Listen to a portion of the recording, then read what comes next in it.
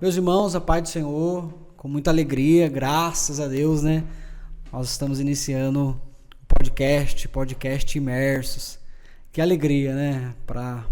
Há um desejo profundo dentro do nosso coração, e esse profundo é de alcançar vidas e através deste podcast as vidas serem curadas, né?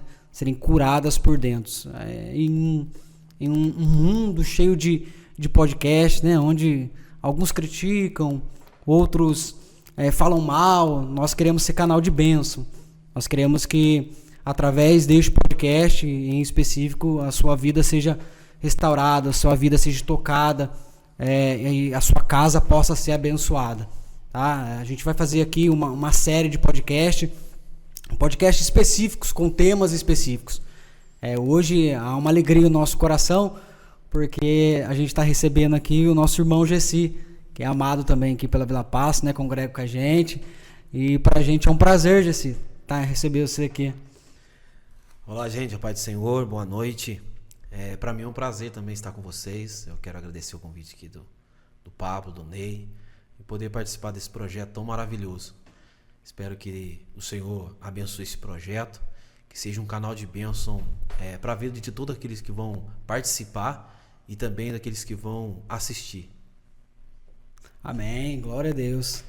Como eu disse, meus irmãos, a gente vai tratar de assuntos bem específicos, e hoje eu escolhi um tema que mexe por dentro.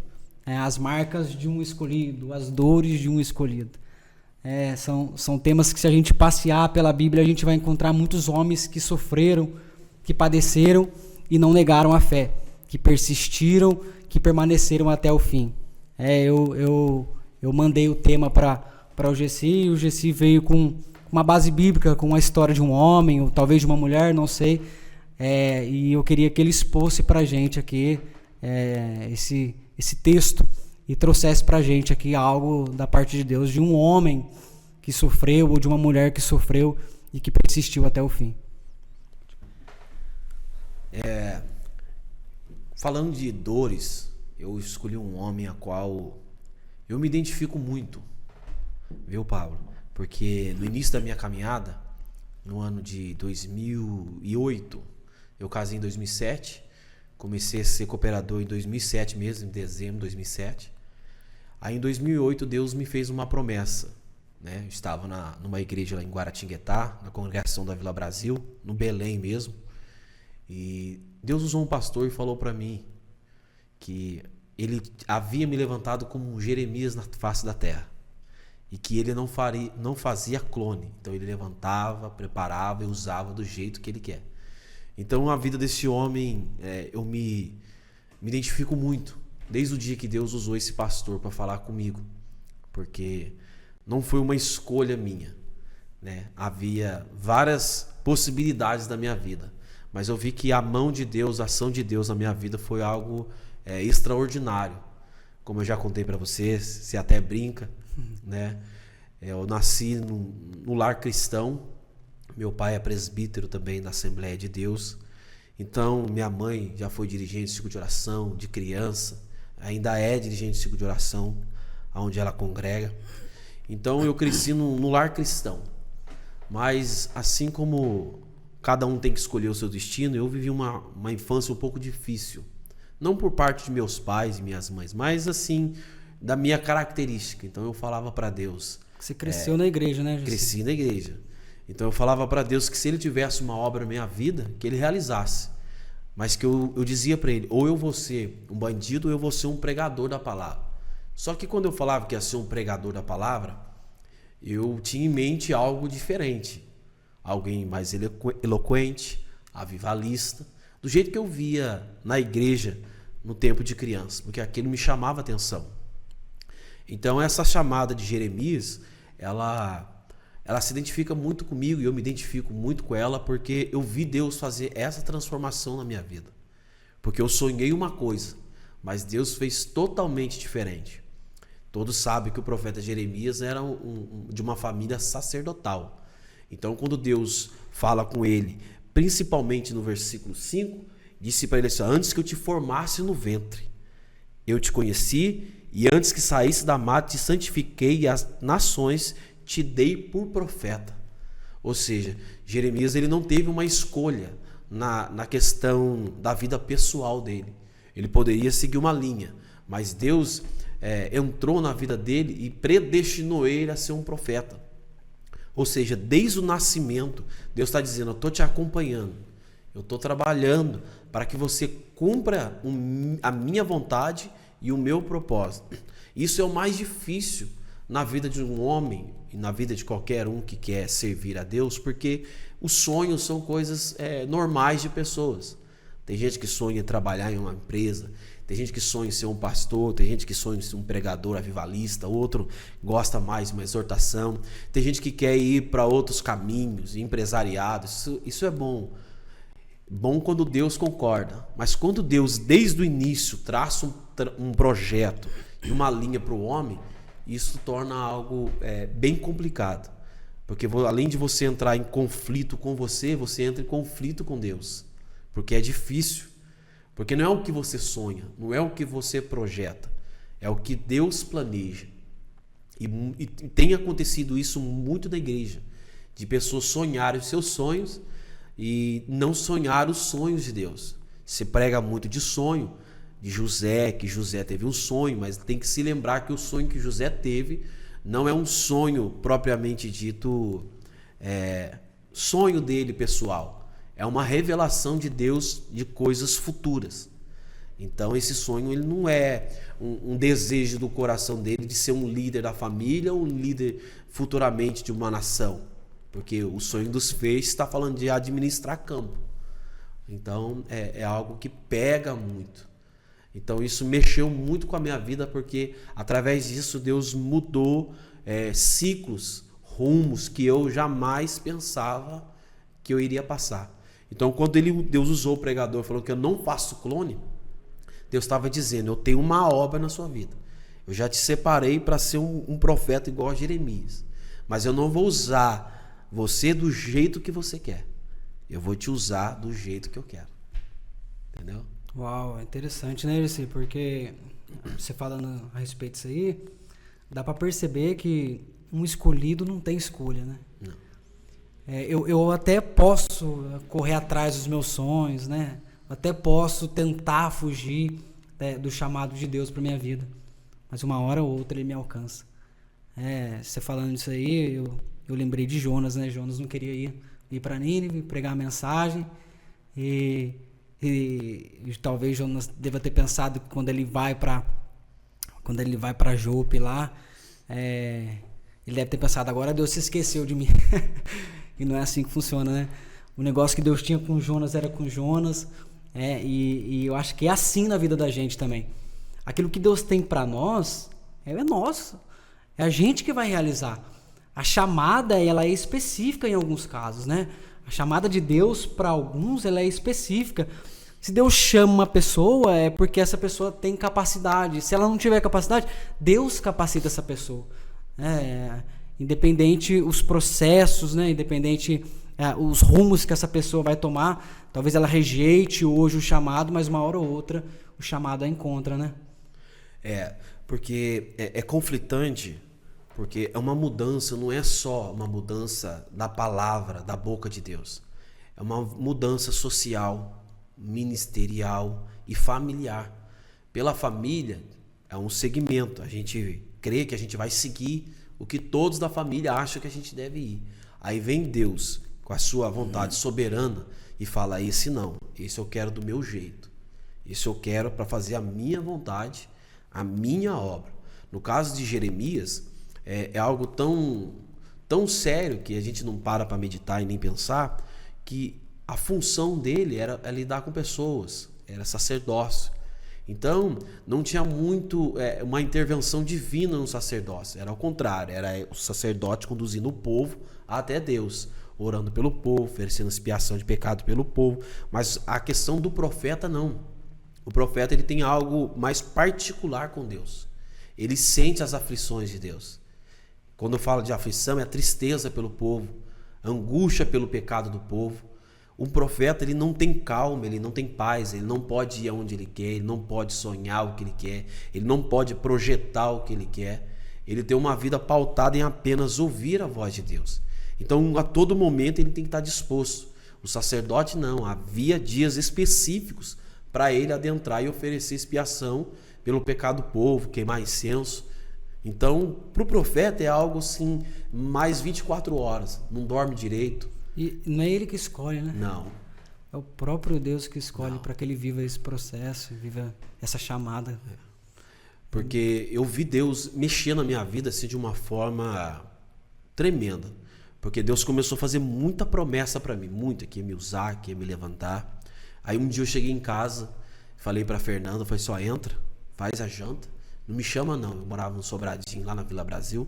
Dobrei o meu joelho e orei, falei, se o Senhor tem uma obra na minha vida, então me dá um negócio meu, que eu trabalhe para mim, um emprego que eu consiga conciliar a obra do Senhor e o trabalho. E eu achei que Deus iria atender a minha oração, ia dar algo para mim, ele ia trabalhar para mim, ia ter uma vida diferente, só que não foi. Deus, ele toca na minha saúde um ano depois, 1 ano e meio depois. Porque eu falei em janeiro de 2008, em 2009, setembro de 2009, eu tenho um acidente de serviço onde causa protusão discal, e dessas protusões discal vem uma dor crônica chamada fibromialgia. Então, foi uma mudança assim que eu não esperava. Confesso que no momento de início foi difícil, porque até na área social Deus mexeu. Meu Deus, me arrancou do trabalho. Porque um homem, eu falo para todo mundo, um homem que é homem, ele gosta de trabalhar. Sim. Ele gosta de ter a sua rotina, de chegar no trabalho, ter expectativa de crescer, ter expectativa de almejar crescer na empresa, melhorar a sua performance, né? Criar projetos. Isso é legal. É sonhar. E quem é profeta e quem é chamado, não estou dizendo que eu sou profeta, pelo amor de Deus, né? Estou comparando. E quem Deus tem esse tipo de chamado, e ele faz isso, ele limita a vida. Ele depende exclusivamente de Deus. Eu vivi uma fase da minha vida que eu comia... Você acredita, Gessi, só interromper só um pouquinho, você acredita que se essa enfermidade não viesse, talvez você não desenvolveria o ministério que Deus tem para você? Não desenvolveria. Eu era uma pessoa muito ativa, muito imperativa. Era muito à base da força, determinação. Eu sempre falo, eu vinha de Guará para Lorena de bicicleta, entendeu? Eu chegava lá, corria, fazia no quartel, pegava peso, trabalhava na obra, até jogava bola. Você gostava daquilo, então? Sim, aquilo eu pesava 60 quilos, 55, 60 quilos. Então, eu tinha esse ímpeto. Então, eu ia para monte, eu ia de bicicleta para sede, eu ia cooperar de bicicleta. Então, eu tinha a minha força. Então, eu ia para o meu esforço, pela minha dedicação. Só que quem vive para Deus não é o seu esforço, não é a sua dedicação, é a graça. É a graça. Porque a gente acha que o espinho que Deus deu para Paulo, por causa das excelências das revelações, foi para maltratar, e na verdade não é. Aquela palavra graça ali, se você for olhar na Bíblia, a palavra-chave é generosidade. Deus está dizendo para Paulo assim, eu estou sendo generoso com você, porque o que eu vou te dar é tão grande, é tão poderoso, as excelências da revelação são tão grandiosas que incha a gente. Então é necessário. Eu estava lendo isso hoje de manhã e eu vi que para não deixar Paulo arrogante, Deus deu um espinho na carne. Porque às vezes assim, Deus dá alguma coisinha pra gente, né? A gente já se acha. Porque a questão do chamado que Deus dá, principalmente para um chamado de profeta, Deus falar, dom de profecia, é que você tem resposta para algumas coisas de forma instantânea que outras pessoas não têm. Eu já tive experiência de amigos meus me ligar do sul e falar, olha, ora por mim essa madrugada, eu preciso tomar uma decisão, eu recebi uma proposta de emprego. Aí você vai na madrugada, ora e Deus fala para ele não aceitar, que eu tenho com ele lá naquele estado, não é no outro, e de lá eu tenho algo grande para fazer na vida dele. E você falar isso para a pessoa, naquele momento a pessoa decepcionada, porque a vontade dela é ir até aquela proposta, mas ela recua, aí depois você vê de alguns meses depois a pessoa ser promovida, comprar a casa e Deus começar a cumprir. E isso é gostoso você ouvir que Deus te usou. Só que às vezes o bichinho da fama, o ego do homem, aliado com os dardos de Satanás, ele infla a gente, entendeu? Ele infla. E a gente pensa que é alguma coisa, que todas as vezes a gente tem uma palavra para alguém. Já chegou algumas vezes de pessoas achar que eu pedi oração, falei assim, Deus não falou nada. Não, eu falei assim, eu não sou uma caixinha de promessa. Deus fala a hora que quer, quando quer. Já teve gente que nem pediu e Deus falou, vai lá e fala. E aconteceu. Uau. Eu acho que isso acontece realmente para mostrar pra gente que a gente não é nada, né, Jessim? Que a gente é servo de Deus e depende dele, né? Sim. Acho que é interessante, né? A chamada de Deus na vida de um homem, né? Interessante. Jessim, falando a respeito das dores, que tipo de dores que você vê na vida de Jeremias que mais se identificou com a sua, assim? A dor, eu acho muito interessante, que eu já disse no começo, é que quando você chega no lugar, eu já tive em alguns lugares que muitas pessoas me questionou acerca de tema de pregar. É culto de jovens, mensagem para jovens. É culto de missão, mensagem para culto de missão.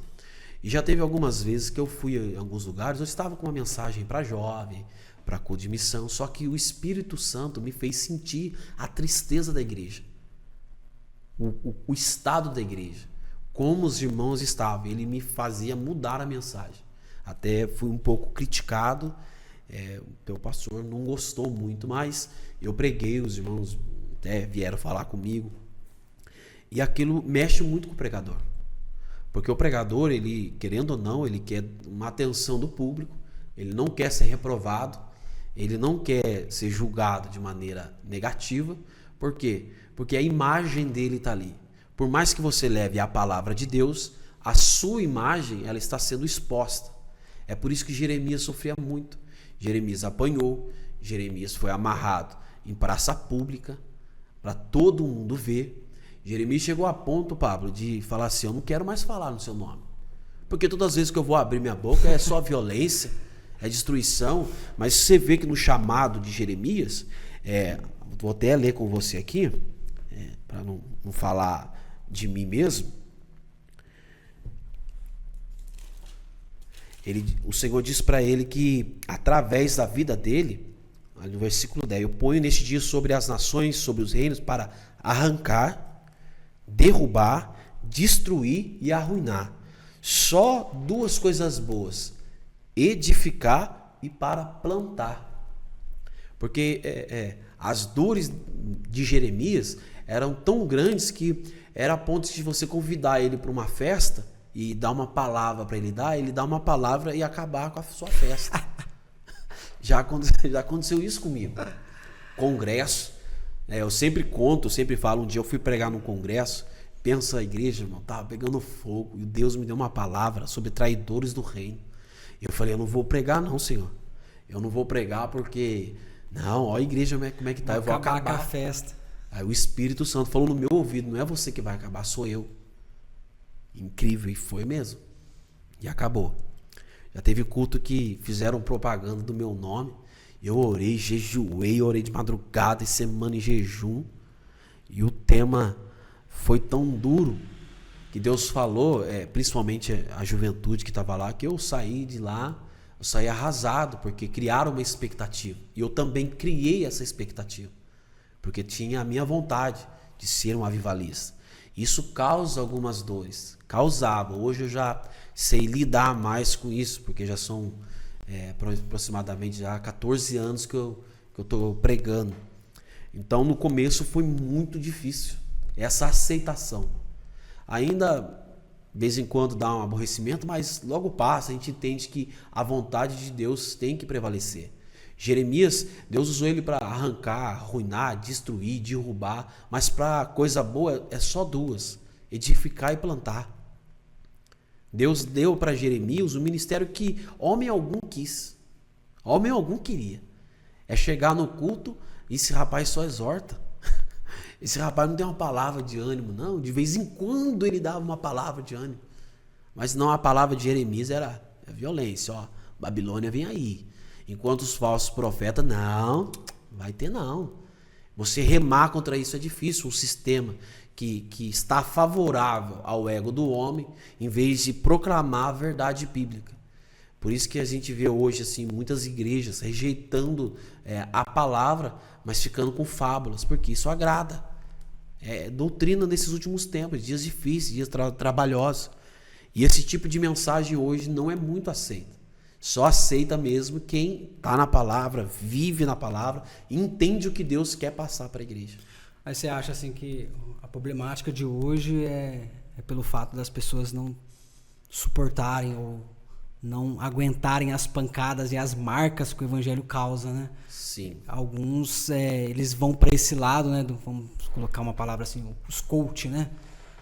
Aquela palavra mais mansa, mais calma, mais motivacional, e não exerce. Eu acho que uma pessoa que foi chamada para um ministério desse, Gessi, ela nunca vai ser feliz na vida dela. Ela nunca vai ser realizada se ela for para o lado do coach, né? Daquela pregação que você é um perfeitinho de Jesus. Eu acho que a pessoa não vai ser realizada, ela não vai trazer consigo experiências que Deus teria com ela se ela vivesse de fato a chamada de Deus na vida dela. Ela pode ter experiências pessoais, pode se agradar, ver resultado, né? Rede social, seguidores, mas ela vai sentir um vazio por não estar cumprindo a vontade que Deus determinou na vida dele. O fato tanto que Jeremias, quando Deus fez a promessa para ele, fala assim: Senhor, isso que eu não sei falar, eu sou uma criança. O Senhor disse para ele assim: não digas que eu sou uma criança, porque tudo que eu mandar você falar, você vai falar. Ainda disse para ele assim: hoje eu ponho as minhas palavras na sua boca. A palavra que Jeremias falava não eram palavras propriamente de estudo, eram palavras que Deus colocava na boca dele. Ele era alguém estudado, entendido de lei, de família de sacerdote, só que na hora de proferir a palavra era diferente. É o mesmo que você estudar, na hora Deus mudar a mensagem que está na sua boca. Quantas vezes eu me preparei a mensagem e falei assim: hoje a igreja cai. Hoje vai. Quando chega na hora, Deus começa a fazer assim: eu vou pôr a palavra na sua boca. E flui naturalmente. Naturalmente. Você lembra de um texto e quando você prega, você se sente realizado. Sim. Você, no momento da... Acho que o problema depois são as consequências, né? São que são as marcas hoje, né? Eu preguei uma vez num culto de chá de casa nova. Meu Deus, eu acabei com o culto de chá de casa nova. A irmã gastou mais de 100 mil reais. Aí que você foi fazer lá no culto? Ela me chamou para levar uma palavra. Eu falei: Deus, me dá uma palavra. Te conhecendo que você era... mas quem pensaria? E Deus me deu a palavra sobre 2 alicerces que Jesus fala: a casa edificada sobre a areia e sobre a rocha. Eu falei: meu Deus, o que eu vou fazer nesse negócio? Mas também não deu um mês, a palavra se cumpriu de uma forma, na sua totalidade, na casa e na vida da irmã. Passou um vendaval, uma dificuldade muito grande, e até hoje não conseguiu se levantar. Então, essa é a dificuldade. Porque existem pregadores, os mestres, os doutores, eles têm uma linha que Deus dá para eles, Deus usa eles, eu acho lindo. Eu falo que quando eu vejo um professor de escola dominical, eu fico apaixonado. Apaixonado porque eu acho que não tem coisa mais linda que você lecionar, ensinar, passar conhecimento, né? Eu acho isso maravilhoso, é uma das áreas que eu queria um dia que Deus expandisse. Um dia até um primo meu, ele é professor de escola dominical, ele disse: eu queria pregar igual você. E eu falei para ele assim: eu queria dar aula em escola dominical igual você. Ué, mas quem prega igual você dá aula em escola dominical igual eu? Eu falei: não, a sua aula é diferente, entendeu? Um mestre, um doutor é algo, eu particularmente, eu acho muito interessante. No entanto que quando, até nisso, não é justificando alguma coisa, não. Eu já sei como Deus trabalha na minha vida, como me usa e como me dá a mensagem, né?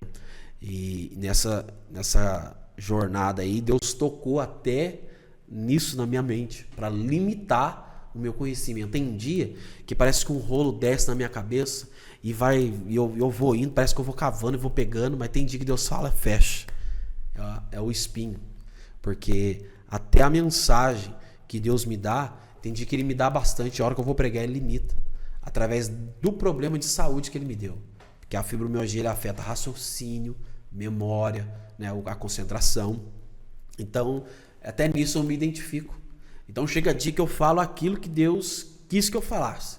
Aí a pessoa chegava e falava assim, olha, é isso que estava acontecendo e é isso que precisava ser traçado. Só que no começo, para mim, era muito difícil. Porque eu queria explanar, eu queria pregar, eu queria demonstrar aquilo que eu estudei, aquilo que eu coloquei, e Deus não deixava. Então, são dores. Porque Jeremias não falava coisa dele. Deus falou assim, não, você não vai falar as suas palavras. Eu vou pôr as minhas na tua boca. É diferente, ô Pablo, quando você come, mas é diferente quando Deus te dá para comer. É diferente. Aí a igreja sente isso também, né? Sente. Há resultado, há quebrantamento, sim, há redenção de almas. Tem os seus benefícios também. Sim. Eu, em pouco tempo de pregação, de ministério, eu vi muitas coisas que eu já conversei com algumas pessoas mais velhas que eu, que ficaram chocadas. Então, das dores que você passou. As dores. Jesse, teve um momento que você falou assim, acho que isso aqui não é pra mim não. Vários. Porque Jeremias fala, né? Você chegou a comentar aí que chega um momento que ele fala, não vou pregar mais. Mas ele olha pra dentro de si, ele fala assim, mas tá cerrado nos meus ossos. Não tem como, não posso parar de falar. Já teve um momento assim que você falou assim, agora acho que isso aqui é meu fim, acho que Deus não quer isso aqui pra mim não, eu vou desistir dessa chamada aí, porque eu acho muito dura. Sim, muitas vezes, comentários. Chegou uma fase na minha vida que eu chegava em alguns lugares, os irmãos falavam, lá veio o Gessi exortar, entendeu? Pelo tipo de mensagem que Deus me dava. E na verdade eu não queria pregar aquelas mensagens. Te desprezavam de certa forma. Quando você chegava... Eu já cheguei a pegar meus livros e as bíblias que eu tinha, e num caixote de madeira que eu tinha lá em casa e guardava dentro deles, eu peguei prego desse tamanho assim, pregar, falei, não prego mais, não falo mais, chega, não quero isso mais pra mim não. Não quero, isso não é pra mim, não dá. Aí não deu 5 dias, eu tava despregando. Eu tava despregando a caixa, porque... Mas o que você sentiu nesses 5 dias? Você sentiu um vazio? Deus falou com você? Como é que foi? Você entrou dentro de um quarto, ficou chorando, pedindo para Deus uma resposta? Sim, justiça de Deus. Mas é um pouco assim, revolta. Revolta com o chamado. Revolta com o chamado. Por quê? Pelas dores, comentários, desprezo, mas principalmente por não viver aquilo que você queria. Isso é um problema. Porque eu não pedi isso aqui. Porque o que Deus dá é o que a gente não pede. José não pediu para sonhar. José não pediu para ser governador. Deus que deu para ele, né? Deus que deu. E quando Deus dá, ele não tira dom. Eu dormindo, eu entrava na casa dos outros e chegava só sonhei assim assado. As pessoas ficavam com raiva. Eu chegava na igreja e eu tava com a mensagem pronta, Deus começava a falar, tá acontecendo isso na igreja. Em vez das pessoas reconhecerem que aquilo era algo bom, que Deus queria um trabalhar dele, uma mudança, um arrependimento, as pessoas endureciam o coração. E quem está transmitindo a mensagem, ele quer que as pessoas aceitem. Não porque ele quer ser bonzinho, é porque a mensagem já é pesada para entregar. É mais pesada ainda quando você entrega e há rejeição. Porque a mesma sentimento que você está sentindo de rejeição é o que Deus está sentindo. Porque na verdade Jesus disse que quando rejeitam a ele, a nós, quando estão pregando a palavra, está rejeitando a ele. Quando não aceita que a gente prega o nome de Jesus, está rejeitando ele. Então, só que a gente traz como se a gente fosse culpado ou a gente recebesse toda a carga da rejeição. Então aconteceu isso muitas vezes, muitas. Foram inúmeras. E Deus permite para moldar a gente também, né? Assim, a gente percebe isso. Sim. Em relação ao desprezo que fizeram com José também, né? Sim. Acho que o desprezo aconteceu na vida de José para que lá na frente ele não desprezasse seus irmãos. Acho que o sofrimento ele é pedagógico também, né? O sofrimento nos ensina Sim. as marcas, as feridas. Se a gente é calejado ao ponto de, se uma pessoa estiver passando lá da mesma situação, poxa, eu tenho experiência, eu tenho estrutura, eu já passei por isso, eu tenho uma palavra de consolo, tenho uma palavra de conforto, porque eu já sofri isso também, eu sei como é. E eu acredito que o sofrimento ele é pedagógico. E tem a questão também que quando Jeremias falava, se eu não vou falar mais, ele ficou com fogo encerrado nos ossos dele, né? O fogo que sustentava a estrutura dele. Ele fala assim, eu não falo mais, de repente ele estava falando. Então muitas vezes eu fiz isso. Eu não vou mais entregar a mensagem, não. Eu não vou mais falar que o senhor mandou falar, não. Aí quando eu vi, eu já estava falando. Porque há um controle de Deus absoluto na vida de Jeremias. Você falava isso, mas continuava indo para a igreja. E continuava entregando. É interessante, né? Porque você fala que vai desistir e ao mesmo tempo você vai para a igreja. Isso você não sabe, porque quando de repente você já controle. está envolvido, né? Sim. Porque não está cerrado na carne, está cerrado nos ossos, né? E ouço falar de estrutura. Eu vi um pregador esses dias dizendo que Deus mexeu na estrutura de Jeremias. E é assim. Não desiste porque quer. Deus não deixa. Tem gente que Deus não deixa de desistir. Tem gente que Deus não deixa parar. Tem gente que Deus não se opõe. O cara para, entrega, vai embora, desiste de tudo, toca a vida. Eu acho interessante que na pandemia eu tava cansado, esgotado, fisicamente, emocionalmente, espiritualmente. Eu falei, Jesus, uma oração simples na madrugada. Eu falei, sim. Tô cansado. Faz o seguinte, devolve minha saúde.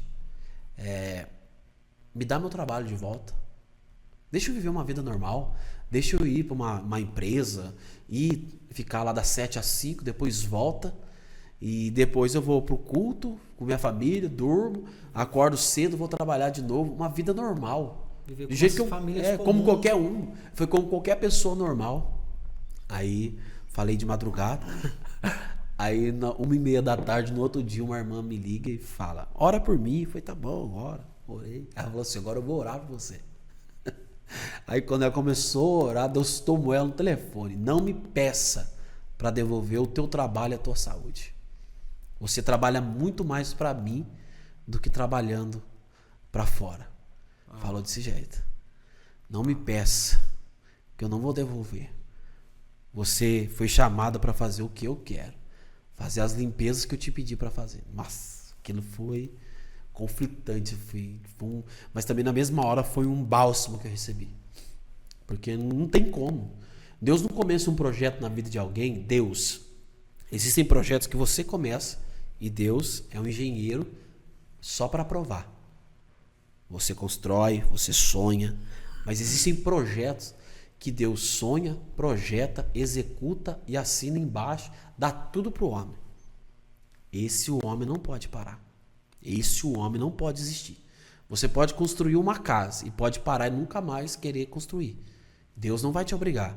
Mas se ele falar para você que você vai fazer algo para ele, ele não vai descansar. E não vai deixar você descansar até que você cumpra com aquilo que ele determinou você fazer. Uau, interessante, né? Muito. Você falando disso, eu lembrei de novo de Jonas, porque Jonas está fugindo, tentando se esconder da presença de Deus. Eu acho que Jonas ele deve ter pensado assim, eu acho que esse tipo de chamado já não combina comigo. O povo ninivita não merece esse tipo de chamado, sei lá, eu queria viver uma vida mais tranquila, ir pro culto aos domingos, com minha família e tranquilo.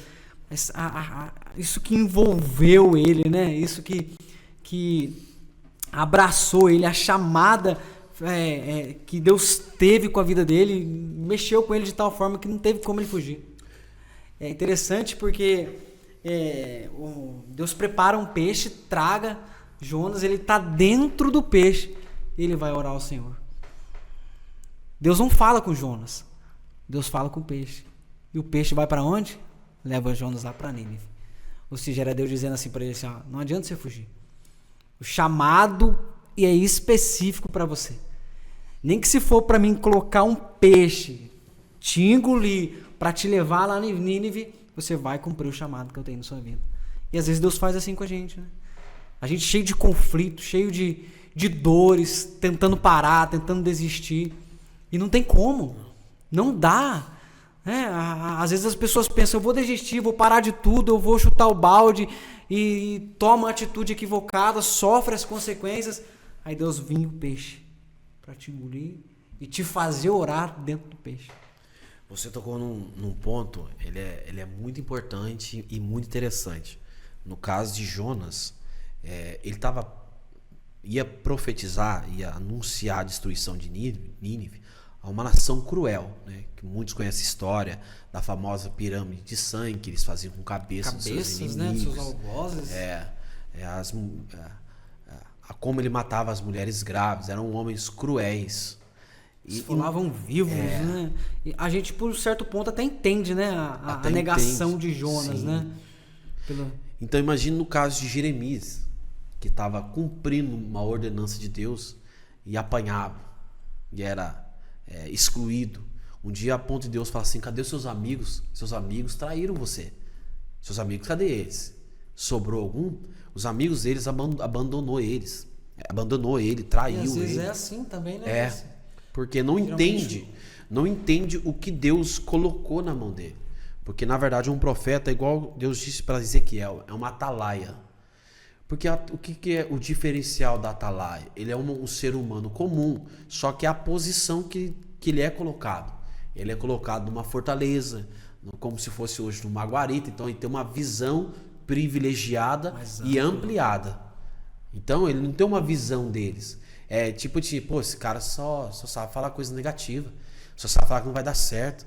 Só sabe falar que vai vir destruição. Mas não é a visão que Deus deu para ele. Já Jonas, não. Jonas é ressentimento. Jeremias era mais coração.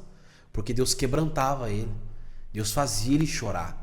Se tinha um cara que chorava, era Jeremias. E as lágrimas, ou você fica mais duro de coração, ou você fica mais quebrantado. Existem esses dois extremos. Ou Deus te quebranta a ponto de você falar assim, eu não vou mais cuidar desse povo que só fala mal de mim, que não gosta de mim, que povo ingrato. Ou você fala assim, tá bom, eu sei que eles estão precisando, eu sei que eles precisam ouvir a verdade. Chegou um momento da minha vida que eu não queria, mas chegou um momento que Deus fez eu ver a necessidade da igreja. Porque se eu me calasse, quem transmitiria naquela noite? Porque tem coisas que Deus pode usar outra pessoa? Pode. Mas ele determinou e quer que alguém faça. E quando essa alguém não quer, ele vai fazer com que ela faça. E Deus fala assim, precisa falar. Um dia ele me mandou falar com o pastor presidente uma vez, de uma cidade. Aí eu falei, eu não vou falar.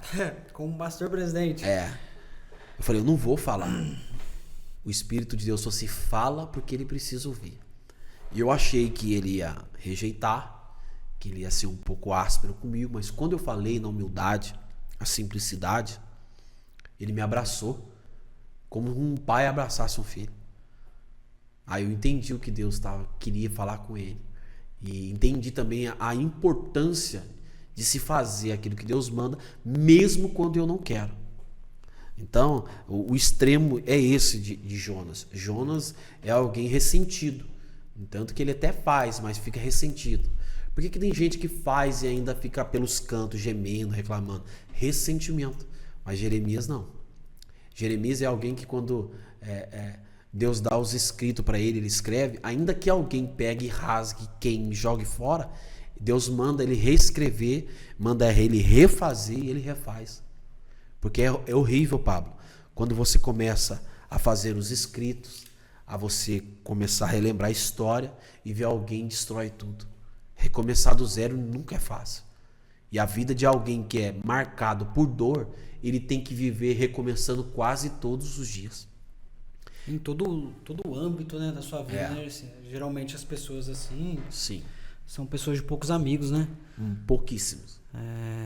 Acho que Deus priva, né? A gente, Deus na brinda verdade, as pessoas. não é só Deus que priva.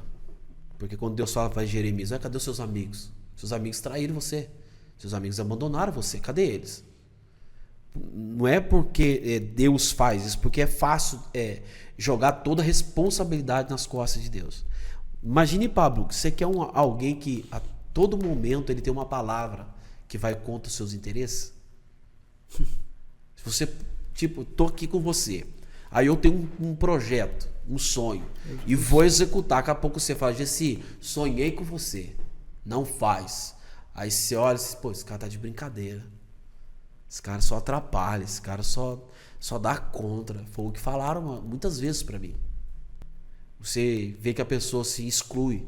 Eu chamo ele não, esse rapaz ele é estranho. Ele é estranho. É complicado. É muito complicado. Uau. É interessante, né? Você falando aí de privar, assim, de amizade, porque pessoas assim tem poucos amigos, né? E é difícil, né? Muitas vezes existe um conflito dentro da gente, é isso aí, né? A aceitação, né? Tem muita gente que quer ser aceito, e sendo que Deus às vezes vai te separar para um canto, vai olhar para dentro de você, caminha sozinho um pouco. Jesus caminhou sozinho também, né? Acho que o caminhar sozinho também, ele é bastante pedagógico, ensina bastante, né? Sim, eu aprendi muito. O ministério de Jesus, antes dele chamar os discípulos, ele caminhou sozinho, né? Eu aprendi muito.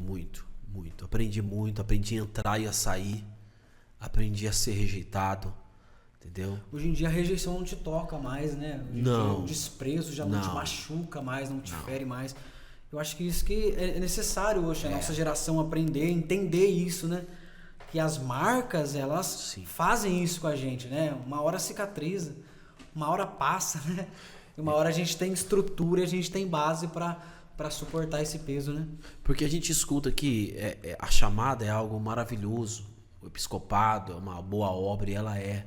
Só que a gente não escuta que ela traz consequências. Sim. Se conversar com um pastor e tem hoje... muita gente que só prega as flores, né? Da vida de um evangelho, né? Você conversar com um pastor aí, pastor que desenvolveu dor de estômago, úlcera, de tanto nervoso com problema de membro, problema em casa, nervoso de o que pregar, o que ensinar.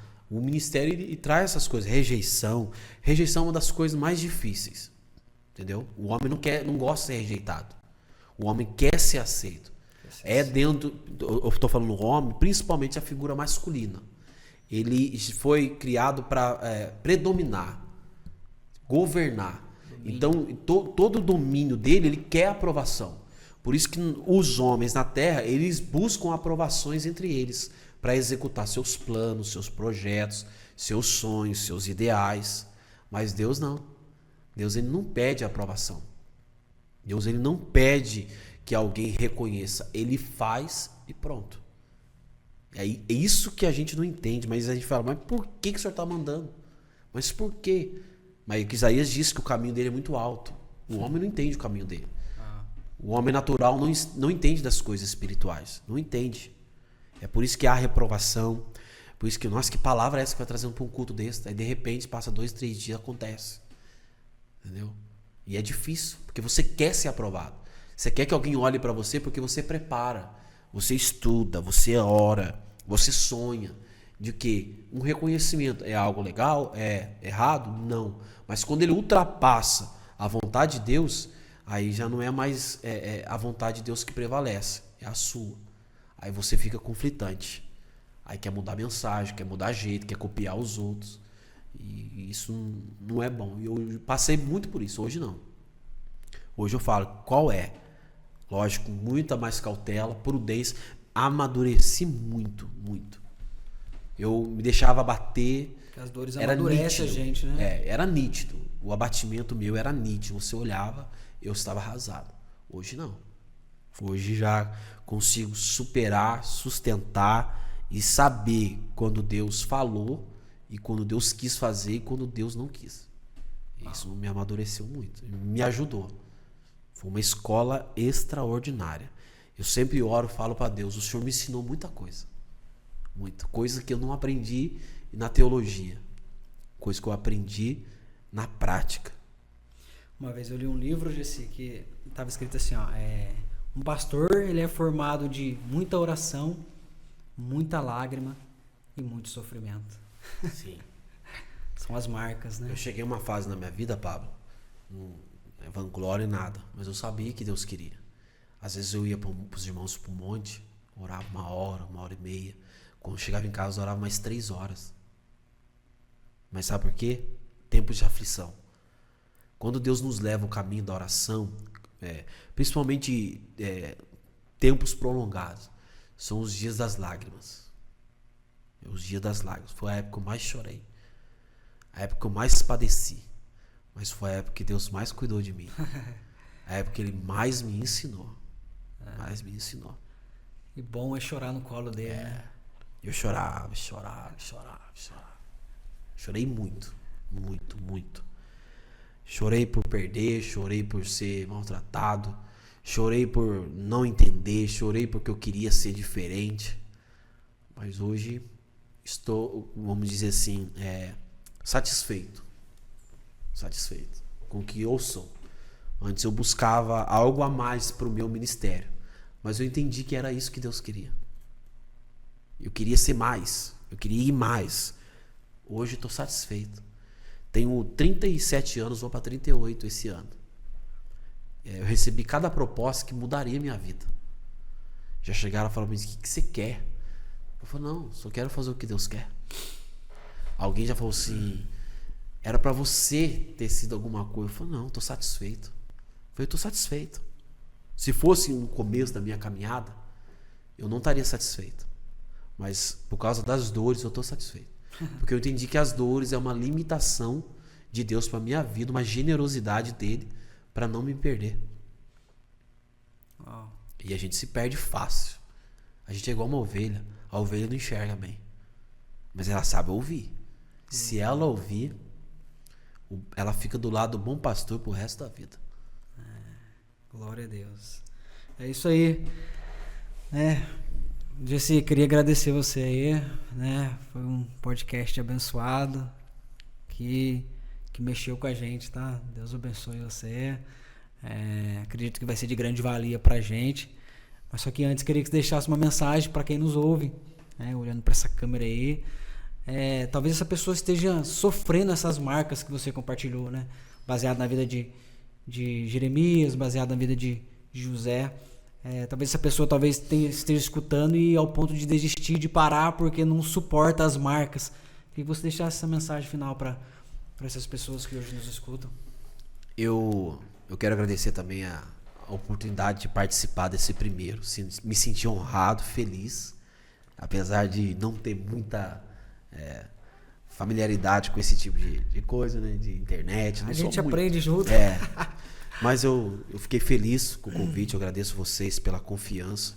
A mensagem que eu vou deixar foi a mensagem que Paulo escreve à igreja de Corinto, no capítulo 12, no versículo 9, a parte B, que quando Deus diz para ele que a graça dele bastava para ele e que o poder aperfeiçoava na fraqueza.